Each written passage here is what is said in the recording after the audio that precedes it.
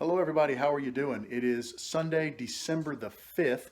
I'm out in the shop for a little while today, and I really have no plans. I'm going to work a little more. I've been gluing up these pieces. I need to go ahead and square them off and then rotate them around. My objective is to get this as square as possible. This looks like a rooster, doesn't it? I'll be darned.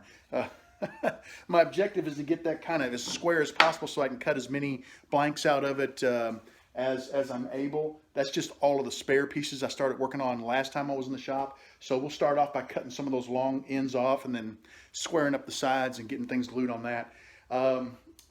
Starting on another project, I don't know if I'm going to go through with it or not. I started it last time I was in the shop. I didn't say anything about it then.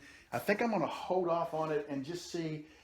There's been a lot of, I don't have exactly what I need, so I'm trying to find ways to stretch what I have so I don't have to go buy a bunch of extra wood.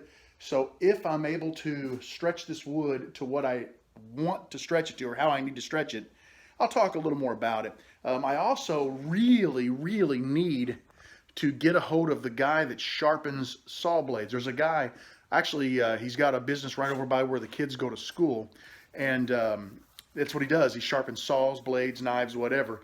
And I've got an Amana blade on there, but it's what I'm starting to notice is on the back of the wood as the blade exits, a few little like splinters.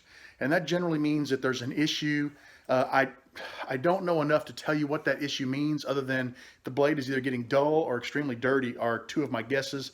He will clean and sharpen the blade for me. And I've cut a lot of wood on it, so I'm going to guess it's probably a little on the dull side as well. On the lathe, I turned last time I was out. This is one of the Chaos blanks. I think it's a 2.0 that I had in the shop. It might be one of the original Chaos. I don't know. I turned that, and I have another one on the lathe that I turned the other day. I just didn't get a finish on it. That one I left on the finishing mandrel because it's cold in the shop, and the CA just isn't drying. This I'm pretty sure is a Chaos 1.0. That one, I can't tell by looking at it right off the top of my head, but I just thought I'd turn them just for something to do, just to kind of, I don't know, I haven't turned in a while. While I was in the shop, I also turned, was it 2 or 3 pins? I can't remember now. At least 2 pins for my daughter's, one of her best friends. Her parents are huge Ohio State fans. Their son goes there, so I turned a couple of really nice Monarchs that I got from Niels and Debbie over at the Classic Nib, and I turned a couple of Ohio State blanks for them. I didn't film it or anything, you know, because I was rusty and I didn't want to be nervous. I just wanted to just turn and enjoy the process, so that's what I did. I do have something here I want to show you. Check this out. This is an Incra Clamp. You buy them and build your own sleds. My wife and I went shopping at, it's called like Trader Baker's or something like that. It's one of those places where people rent a space and they leave their stuff, and then they have a cashier at the front who checks it out. And this, I walked in, it was hanging on one of the racks, and you can see it's never been opened. There's the knob, there's the little nut that goes into the clamp, and right there is the bolt that goes into the track for the Incra. It is the exact one that I have. I've been wanting a second one because I've been using this Rockler clamp, which I modified the nut on the bottom of it to work, and it just, you know, it's not real efficient with this particular sled, and I've been wanting another one of these, and I don't know what they cost, but I'll bet they cost, you know, 20 bucks or so, just guessing. And I found this one at the store, and it was $7, and I thought, dang, that thing's brand new. That's a deal. Well, as I'm walking out of the booth, there's a sign that says this was the 30th of December, or maybe the 30th of December, and the sign said 50% off until January 1st. I got this darn thing for $3.50. I'm going to put it together and get it on my sled because it's always nice to have a second hold down. With just one, the wood can move when the blade catches it, and with this one being kind of jerry-rigged together, I've been wanting another one. So we're going to get that hooked up, and I'm excited about having a second clamp on my sled. I just got done squaring up. I got these to glue together. That'll make a nice square blank.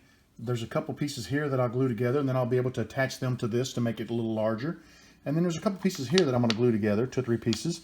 And we'll just keep squaring them off and blocking them out and make the largest piece that we can. And you can see by looking at it, as I mess it all up there, that it's going to be rather chaotic. Now, this one is going to be a tough turn. I would not recommend something like this for a new turner, because you've got grain going this way, you've got grain going this way. You're going to fight that pin when you turn it. You need to be more of an intermediate to an advanced turner. But the other thing that I plan on doing, I really enjoy making these chaos blanks. I don't know why, I just like doing it. A while back, I showed you guys a bunch of wood that I'd laid out on my bench over there to start chaos, I don't know, 3.0, 4.0, whatever it's called. I don't even care right now because I'm not going to do a video on it. But I'm gathering up laminates. I'm looking for old blanks, pieces of old blanks, and this one's going to pretty much be chaos, whatever, everything but the kitchen sink. I'm just going to throw all kinds of stuff at it. Wood only, no acrylics, nothing, no bone, nothing like that. Wood. I'm going to attempt to keep all of the grain in the same direction so that this will be a good one that even a beginning turner could turn without a whole lot of trouble. But I'm just going to try to have some fun with it. I may make a couple of smaller blocks instead of big ones, because the big ones get tough in regard to running out of clamps. I only have so many large clamps. I need to get some more. But I'm going to start working on that, and I'm not going to film it. I don't want to film other than this. Just the headache of filming is not something I want right now. I just want to have fun, so I'm going to turn the music up. Hate to disappoint you guys. I've got albums out here, but I've got my MP3 player going, and I've been listening to a lot of Van Halen, Ted Nugent, just a total mix of a little bit of everything. And I'm going to keep doing that. I'm just going to turn the music up and just relax, enjoy it, and I'm just going to have some fun, because that's really what I need, is to sort of just, take it down a notch, make it fun again, bring it back to what it should be. And we'll see. I mean, I may, if time frees up, I know I've got some things coming up here in the next couple of weeks going to keep me busy. But when time frees up, I would like to get back to some turning videos for you guys. And I want you to know that the last couple of times I was in the shop, I showed you those pins that I turned those with a skew. I did true them with my old trusty rough and gouge, but as soon as I got them around, I went to a skew. I'm practicing. My objective is to learn and become very proficient at using the skew. So hopefully I can learn a little bit about that, and maybe at some point be able to give some tips and help some of you guys move on to another tool that opens up a whole new toolbox of things you can do. Okay, enough. I got to get gluing and cutting. I'll keep you guys posted. I was in the process of reducing a bunch of stock so that I have perfectly square stock for a blank idea that I have. This is not the project I was talking about in the beginning that I started and I wanted to see how it would go. This is another project that sort of grabbed me, and I'm working on that. And it's in lieu of the chaos blank. I started with the chaos blank and ended up going here, and you'll see what that is as it progresses. What I found, though, is my saw. You can't really see it now. It's actually kind of clean. It was literally packed about 2 inches shy of this blade guard right here, all down this side. And I was able to get a vacuum hose in there and clean the majority of that out.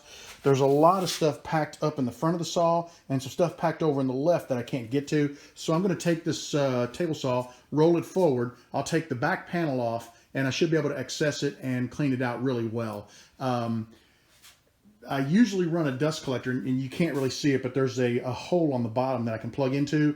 But evidently some pieces of wood, and I'll show you what we're looking for. Now, this is not one of them, but pieces of wood like this that had gone down beside the blade had laid over top of that hole and plugged it. So I was sucking some of the dust out of there, but not a large amount, and that really let it build up. And what led me to find it was, you can see all of these little slivers of wood that have come off of these blanks that I was squaring. They kept going down in the saw and getting caught beside the blade. So I would shut the saw off, clean them out, because I didn't want them getting thrown out and hitting me. I did have a face shield on, but still, I just don't want to get hit by that stuff.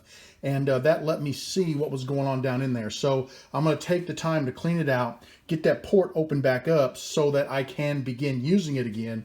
And that'll probably stop. I have cleaned the floor. You can't really see it, but it was just like, well, here, let me show you over here. See the dust on the floor over there? That's what I was getting, and I was wondering why I saw stuff going into the dust deputy, but it just wasn't enough. So I'm going to work on that a little bit, and then we'll get back to working with these blanks. Take a look at this. This is what I was dealing with. This whole side over here was full. You can see there's still a lot in there. I've got to get all up in there on top of the motor and everything clean. This whole side down here is full of dust. And you can't really see the port down there, but the port is under that big pile of dust right there, and something is keeping it from allowing material or dust to flow out. Well, I got kind of tired of working on that blank. I got everything cut to the exact same dimension. It's all 5/8 by 5/8. The issue is I can't quite get my head wrapped around how I want to make the cut. So we're going to let that sit for a little bit and just kind of think about it. I don't want to rush into it and mess anything up because it took a long time to get everything squared up and I really like it. So I changed gears and I went to work on something else over here at the lathe. Let me show you what it was. This is a Celtic knot that I made with my sled. It was going pretty well, and then all of a sudden we had a little blowout. Hate to see that. It happens. I'm not super upset about it because this was my test run. I was just making sure I could do the Celtic knot, and it looks pretty good. You can see I'm a little bit off there. I need to work on that.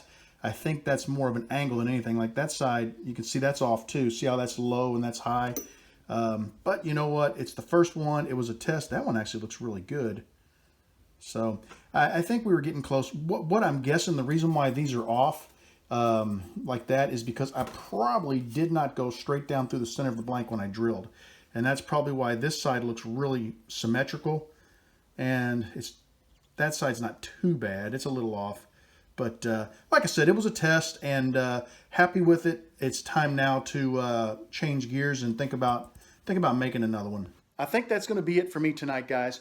I got a lot of things accomplished. I got a lot of wood cut up. I need to, before I move forward, I really got to think how I want to cut that wood, that symmetrical wood, to give it, to get the cut that I'm looking for.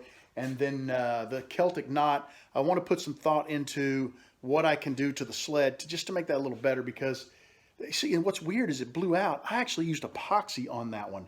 So that's what kind of, 5-minute epoxy, and that's what kind of threw me. And of course, it's been drying for several days. So I don't know. I'm going to have to think on that one a little bit, but I really want to get that Celtic knot working. I want to get the sled finished up so that I can make repeated Celtic knots. Once I get there, I'll shoot a little quick video, show you guys what it looks like, how it works, and hopefully be able to help you move forward with that. So keep your fingers crossed that we figure it out. I'm sure we will. With that, I'm going to sign out. It's been great hanging out with you today. Thanks a lot for hanging out with me. I appreciate it, and we'll talk to you again hopefully soon.